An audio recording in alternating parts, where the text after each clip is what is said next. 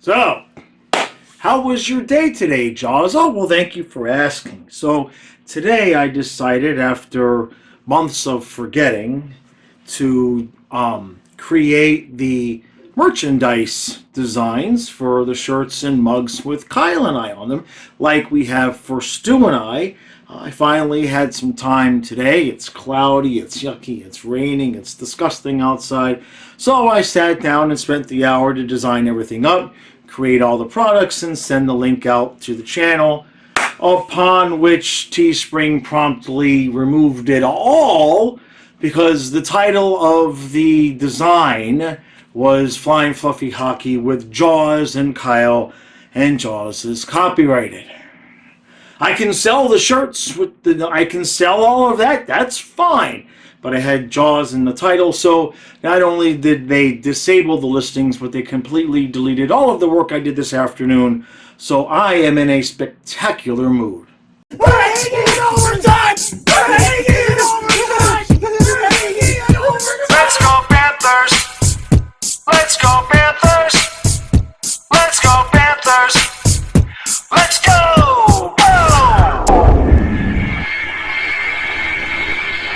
Puck drop. And 3, 2, 1. Let's go Panthers! Let's go Panthers! Let's go Panthers! Let's go! Go! Alright, Panther fans, so we got the Islanders tonight. Bubba gets the night off. Bubba, what's going on, Bubba, huh? 2 out of 3 nights off, huh?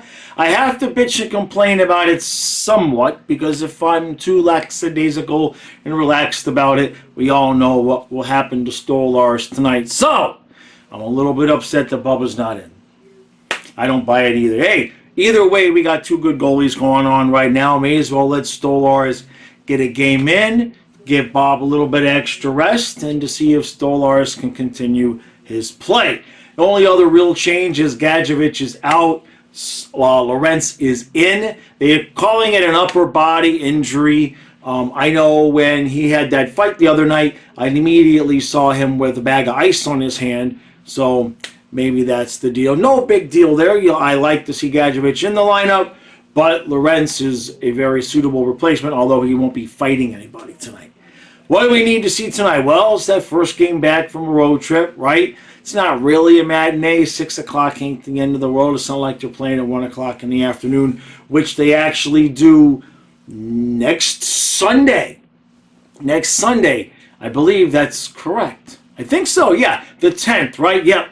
1 o'clock in the afternoon because the Dolphins play Monday night. So, not really a matinee. Islanders are kind of they're right there, right? They're one of those teams competing for the 8th seed. Speaking of teams competing for the 8th seed, apparently Vasilevsky got pulled after giving up 6 and the Lightning lost 8-1.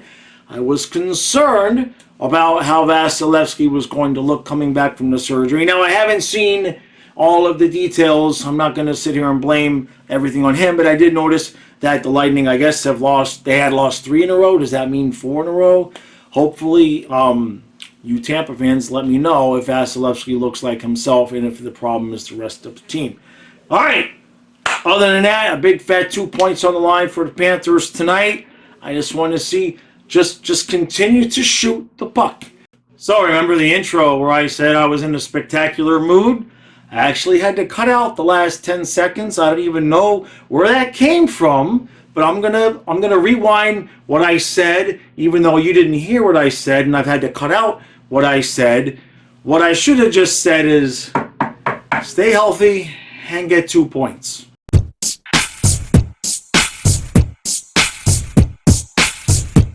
All right, so 1-1 after 1. Of course, when I thought the penalty was on them tripping Verhaeghe. I guess he hooked before he got tripped. They called the hooking. I was hoping and praying and begging and wishing for a shorthanded goal, and they immediately gave up the first power play goal in a long time, so everybody kind of blamed me. But that's okay, because I then went and did my weights, and as soon as my hands hit the ground to do the push-ups, we scored. I did the push-ups anyway, just for good luck. So it's 1-1 after 1. I have confidence we're going to win this game. Stolarz didn't have to make a save until halfway through the first. He's had to make a few. Yeah, we're like locking them down for like 9.5 minutes, but the other 30 seconds, we've given up some ridiculously good chances. Stolarz is sharp. Let's move on to the second period.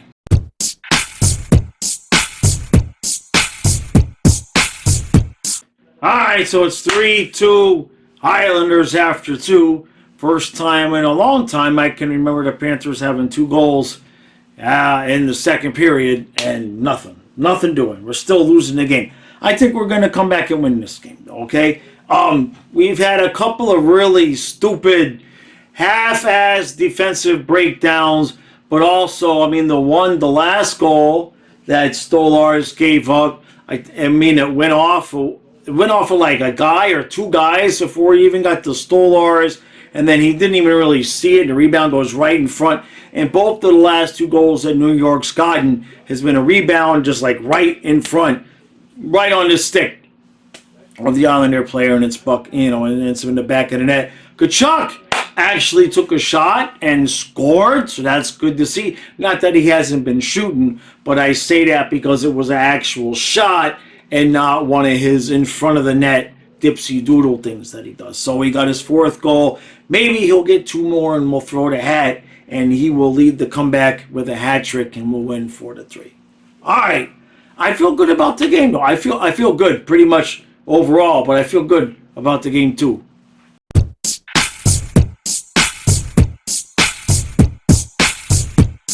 Well, no points. Now, I want to preface what I'm about to say with 3 things. Number 1, I really don't know what I'm about to say. Number 2, I'm in a real. You ever have a day where you're just in a real shitty mood and there's no real reason? I mean, I did have the thing with Teespring, but point is, crappy mood. And thirdly, I would just like, whatever I say here, this is a weird game in the sense that between the people that are texting me and the people that are on the stream watching the games, there's very, very varied opinions as to what happened tonight, whether it's Ekblad, Stolarz, the effort, not shooting, all sorts of different opinions. So I'll give you mine. Now, I'm not blaming Stolarz, not blaming him. However, Bob got a shutout, and we took him out the next game, and we lost that game. And then Bob got a shutout, and we took him out the next game, and we lost that game. And then Bob, the other night, allowed 1 goal, which was the stupid goal that he allowed in himself, almost to pitch the shutout. And we took him out, and we lost the game. Now, sandwiched in between those 3, the middle game that we lost was the one at Toronto. We lost the shootout. Okay. But the other 2 games, the first Bob shutout and tonight, were games where Stolarz was, shall we say, questionable. Not bad, not terrible. Certainly there are some other faults there, but definitely not anywhere near playing at the level of what Bob has been playing every time we take him out. Now, I understand that we need to rest Bob and spell him from time to time. Stu and I were talking about this in the last review. He said he thought Stolarz would go tonight. I said it doesn't make any sense to play Stolarz tonight because Bob just had a night off. There's just this 1 game, and we don't play again until Wednesday. So of all the times that you would want to take Bob off the ice to give him rest, this one made no sense, like no sense, because he just had a night off not that long ago, and we don't play for 3 or 4 days. So while I'm not blaming Stolarz, I am blaming Maurice for maybe the timing of when you're taking Bob off the ice, because 3 last times in the last 3 games that Bob has been taken off the ice in the next game, Bob has allowed 1 goal. So, We'll take that. That's my opinion there. We'll put that over here and we'll talk about the game. Chucky got a goal. I'm glad to see that. He almost got another one every day, just like I said in the video yesterday, which a couple people disagreed with, but that's okay. If you disagree with me amicably and politely, that's totally fine. Every day I think he looks a little bit more like himself. Now, is he completely what he was last year? No. But what I am beginning to see, because I see him getting better every game, I do believe that in some ways, some of the avoiding of the physical play, etc., is purposeful, that maybe he's pacing himself for the end of the season. It's also been noted, and I agree with the fact, that he definitely lost some weight this summer. He definitely was not able to get his full regimen in. So for all we know, he's taking it easy physically out there on the ice for the first half of the season, while maybe he gets himself back into the gym and maybe puts a couple pounds on, which is kind of hard to do during the season. But the point being is that I think he's looking better every game. The defense was not terrible. He had a couple of breakdowns, and unfortunately, the puck was in the back of the net. The fourth goal, off the face-off. It's a one-goal game in the third period. Face-off, shot, Stolarz, just nowhere even. What? They dropped he didn't see it. He wasn't ready for it. He wasn't in position for it. And while you can't completely blame him, because clean face-off loss and a shot wasn't a good look, and the timing of it was just not good at all. Now, in terms of the rest of the play, Barkov looks good. Ekblad looked good. Now I don't know about Ekblad. I'm going to tell you the truth. I watched Ekblad's game tonight. I thought he played okay. Stu says Eggplant sucks, and True told me that Eggplant made a few mistakes. So maybe I'm just trying too hard to not bitch about Eggplant, because, I get tired of bitching about Eggplant. And for those of you who are new, I'm not calling him Eggplant out of disrespect. Every single time, 100% of the time that Stu and I talk to text and we say Ekblad, our phones say Eggplant. So it just is what it is. It's not out of disrespect. But it does sound better. Other than that,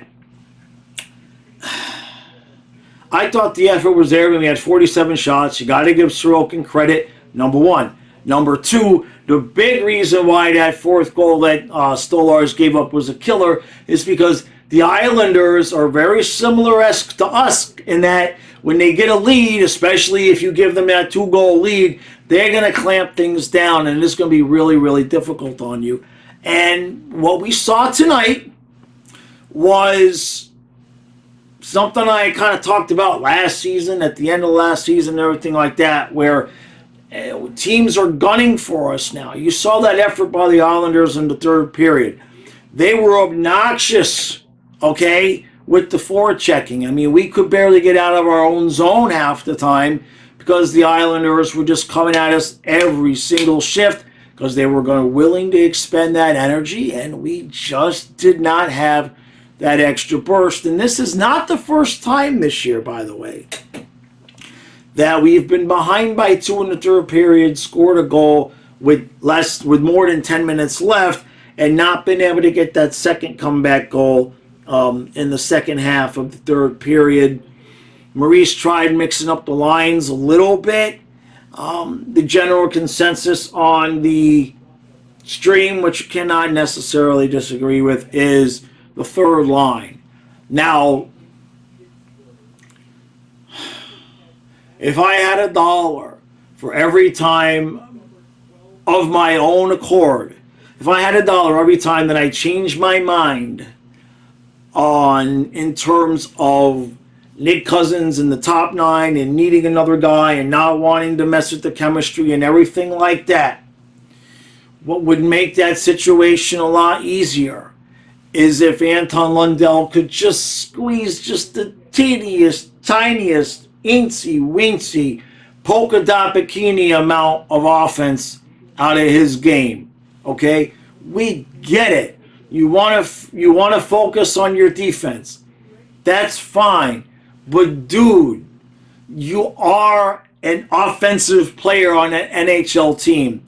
At some point, you have to at least be able to put one in the back of the net once every 10 games. Can you give us once every 10 games? Something. Some sign of life that the puck will eventually go into the net. It's getting hard to stick up for this kid. I don't want to move on from him. I don't want to give up on him. I don't want to trade him. Don't get me wrong. But for friggin' hell, just put one in the back of the net. Somehow, some way. So between Lundell not doing that, Luosterainen has been looking better. Okay, he did get a couple of goals. He's getting more chances. He's not really a problem with that line. And then Cousins, God bless his soul. I mean, chances. He just can't hit the net. Fourth line looked pretty good out there tonight. Lorentz is a damn good. We've got good depth. We really got good depth. And let me put it to you this way. I'll say this about the whole Nick Cousins thing and needing another guy. If Anton Lundell was lighting it up with Luosterainen and Cousins was like this awkward third wheel that just didn't belong, then maybe I would have that discussion. But right now, none of them are scoring. So you can't even say Cousins is out of place because he's actually he fits right in with Lundell. Neither one of them can put the puck in the back of the net. Oh, I hate losing hockey games, man. There's just no need to lose a game at home like that. I think Paul said we've lost 3 in a row at home. Really? Well, I know is that right? Well, because the Toronto game, right? Well, whatever it is, now we've got Sunday, Monday, Tuesday. We don't play till Wednesday again. We've got the Stars. And hate getting no points out of this, man. Don't like it at all. And I know that you got to spell Bob, but maybe the time to take him out is not directly after a shutout or a game where he almost gets a shutout. Maybe, it's frustrating. And no, I don't think the answer is bringing up Spencer Knight. Stolarz isn't consistent. His numbers look good, but if we're honest about how he's been, it's kind of been good game, bad game, good game, bad game. Right? It's not like he's playing lights out every time he's on the ice. When he looks good, he's pretty good. But he has a tendency still tonight. You saw a few of those rebounds. I think rebound control is definitely his biggest issue. And then, the fourth goal was just unfortunate all the way around. So, all right, Panther fans. Jeez, we got all these days with no games. And we got to do it with this taste in our mouth that we lost the game at home Saturday night. Stu was there. Tom was there with Stu. Randy was nice enough to give Stu his tickets and everything. And nothing from nothing gives us no points. Damn it. That said, we keep kicking it here at Flying Fluffy Hockey. Now tomorrow, if you're still listening, by the way, we need 8 subscribers on Flying Fluffy Football to be able to qualify to get monetized. I still need about another 500 watch hours on that channel too. So if you want to hear me shut the hell up about trying to get that channel monetized, just put one of our live streams on for about 100 hours and that'd do it. And then 100 I don't know what I'm saying. What I'm saying is that we'll be live tomorrow 1/2 hour before the Dolphin game. I don't know if we're going to be doing any more games Sunday night or Monday in terms of football. Maybe I can sucker him into doing a hockey game that's not a Panther game, but I don't want to make any promises that way. But I'll look at the schedule and see if we can't maybe fit something in. Because that's a lot of nights. That's a lot of nights to go without hockey. And I got this bitter taste in my mouth, man. You're going to have those nights off. You want to hit it with a W, and we hit it with no points, and that just irritates the hell out of me. So, Other than that, I'll see the members on Patreon supporters live tomorrow morning. I don't know if it'll be 8 because Stu is at the game. Might be closer to 9. And then, of course, we'll have the podcast every day this week. Appreciate the support. And the next time, Paul, that Bob pitches a shutout, leave him in. Please.